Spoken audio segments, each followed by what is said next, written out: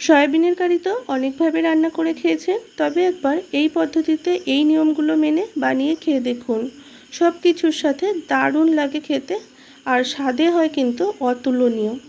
নমস্কার, আমি রিয়া। আমার চ্যানেলে নতুন একটি পর্বে আপনাদের সবাইকে অনেক অনেক ওয়েলকাম জানাই। আশা করি আপনারা সবাই খুব ভালো আছেন।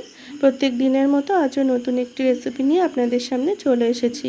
আজকে শেয়ার করতে চলেছি একদম ভিন্ন স্টাইলের সয়াবিনের কারি রেসিপি। চলুন তাহলে দেখে নেওয়া যাক। আশা করছি আজকের রেসিপি আপনাদের খুব ভালো লাগবে। এই রেসিপির জন্য প্রথমে 1 বাটি পরিমাণ সয়াবিন নিয়েছি, আর সয়াবিনটা আলু দিয়ে রান্না করব, তাই একটা বড় মাপের আলুকে ঠিক এই রকমভাবে পিস করে কিন্তু কেটে নিয়েছি। না খুব ছোট না খুব বড়, একদম মিডিয়াম পিস করে কেটে নিয়েছি। এরপর চলে যাচ্ছি রান্নাতে। কড়াতে ওই 2 কাপ থেকে 3 কাপ মতো জল গরম করে নিয়ে তারপর এর মধ্যে সয়াবিনটা দিয়ে দিলাম।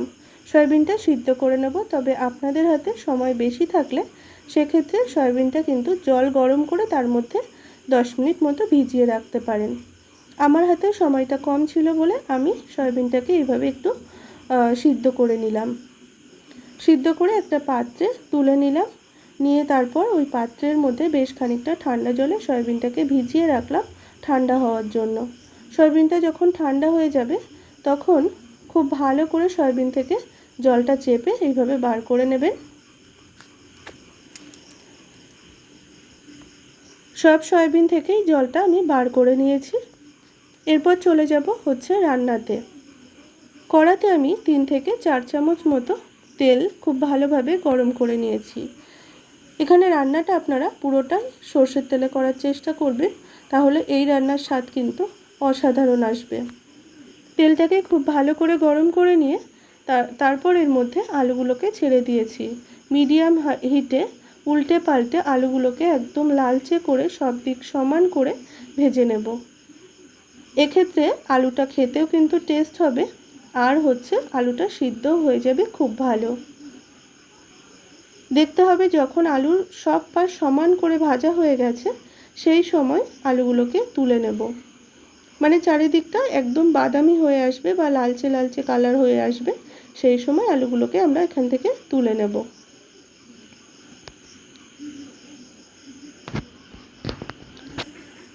আলু ভাজা হয়ে গেছে, আলুগুলো তুলে নিচ্ছি। কড়াতে যে তেলটা ছিল সেই তেলের মধ্যে সয়াবিনটাকেও আমি মিনিট 2-3 ভেজে নেব। সয়াবিনটাও যদি এইভাবে ভেজে রান্না করেন তবেই কিন্তু স্বাদটা একদম পারফেক্ট আসবে।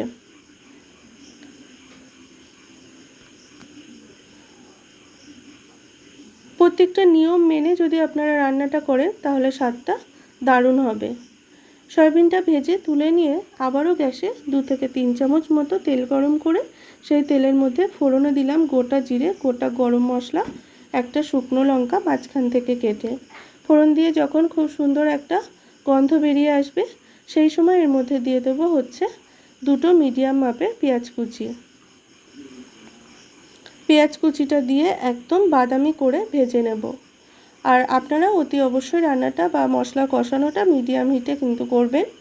হাই হিটে দিয়ে করলে পুড়ে যাওয়ার সম্ভাবনা থাকে, সেই জন্য পেঁয়াজটাকে একটু বাদামি করে ভেজে নিয়ে তারপর এর মধ্যে দিয়ে দিলাম 1 চামচ আদা রসুন বাটা। আদা রসুনটা যেহেতু কাঁচা, এর গন্ধটা যেতেও সময় লাগবে, ওই মিনিট 2 মতো দিয়ে আদা রসুন দিয়ে খুব ভালো করে একটু কষিয়ে নেব।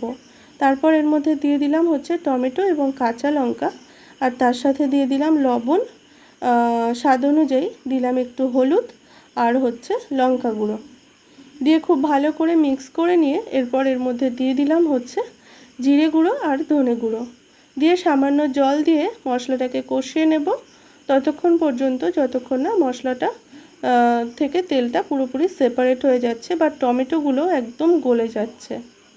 দেখুন ঠিক এই রকম মশলাটা যখন কষানো হবে সেই সময় এর মধ্যে দিয়ে দিলাম হচ্ছে 2 চামচ খুব ভালো করে ফেটিয়ে নেওয়া টক দই এবং সামান্য একটু চিনি দিয়ে তারপর আবারও খুব ভালো করে কষিয়ে নিয়ে এর মধ্যে দিয়ে দিলাম হচ্ছে ওই 1/2 চামচ মতো কাসুরি মেথি। কাসুরি মেথি দিয়েও আবারও মশলাটাকে বা গ্রেভিটাকে খুব সুন্দর করে কষিয়ে নেব তেল ছাড়া পর্যন্ত। কষিয়ে নিয়ে তারপর এর মধ্যে দিয়ে দিলাম হচ্ছে সয়াবিন এবং আলুটাকে। সয়াবিন আর আলুটা যেহেতু আগে থেকে আমি ভেজে নিয়েছি তাই খুব বেশি সময় কষানোর প্রয়োজন নেই। এখানে ওই সয়াবিন আলুটাকে মিনিট 2 কষিয়ে নিয়ে তারপর কিন্তু হচ্ছে জল দিয়ে দেবেন। আর জলটা আপনারা আপনাদের পরিমাণ অনুযায়ী, মানে ঠিক যেমন টাইপের ঝোল রাখতে চান সেই অনুযায়ী দেবেন। দিয়ে খুব ভালো করে নাড়াচাড়া করে ঢাকা দিয়ে দিলাম 7-8 মিনিটের জন্য। 7-8 মিনিট পর ঢাকাটা খুলে দেখে নেওয়ার পালা আলুগুলো সিদ্ধ হয়েছে কিনা।